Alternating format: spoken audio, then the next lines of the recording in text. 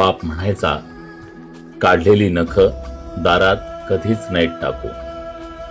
बाप म्हणायचा, काढलेली नख दारात कधीच नाहीत टाकू. दाणे समजून खातात चिमण्या, दाणे समजून खातात चिमण्या आणि मरतात आतडे फाटू फाटू. सुगी संपल्यावर बाप मंदिरात नेऊन कणस बांधायचा. सुगी संपल्यावर बाप मंदिरात नेऊन कणस बांधायचा. वावरातून उडवलेल्या चिमण्यांसाठी पाण्याचं मडकं बांधून पुण्य साधायचा. पाखरू असूनही ओळखायच्या बापाच्या मनीचा भाव. पाखरू असूनही ओळखायच्या बापाच्या मनीचा भाव.